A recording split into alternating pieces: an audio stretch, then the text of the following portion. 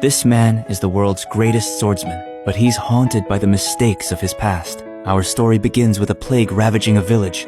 To stop the disease from spreading, the villagers planned to burn a girl who caught the plague, but was still alive, along with the bodies of those who had already died. A boy passing through witnessed this horrifying scene, so he risked catching the disease himself and rescued the girl from the villagers. He didn't know how to cure the plague, so he gave her every healing pill he had, feeding them to her one by one. Then, he carried her away from that place. That night, the unconscious girl finally woke up, but her first reaction to seeing the boy was to beg him not to kill her. The boy gently took her arm and carefully cleaned her face with a warm towel. From this cold and distant boy, she felt a warmth she'd never known before.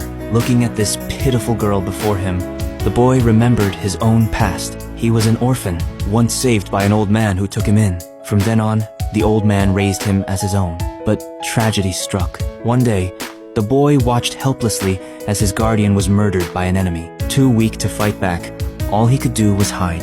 From that moment on, the boy lived only for revenge. He carried a treasure map the old man had given him, hoping to find the legendary sword it led to. With that sword's power, he could finally avenge his guardian. And so he set out on his quest to find the blade. Along the way, he saved this girl. From then on, the girl joined him in his search for the sword. She often sensed the pain hidden deep in his heart. When the boy slept, his brow was always furrowed, and he'd talk in his sleep. Worried about him, the girl would gently drape her coat over him and silently keep watch by his side. But the girl, starved of security, constantly worried she might upset him. She was terrified of being abandoned again, so whenever the boy quickened his pace, she'd hurry to catch up, tears in her eyes as she begged him not to leave her behind.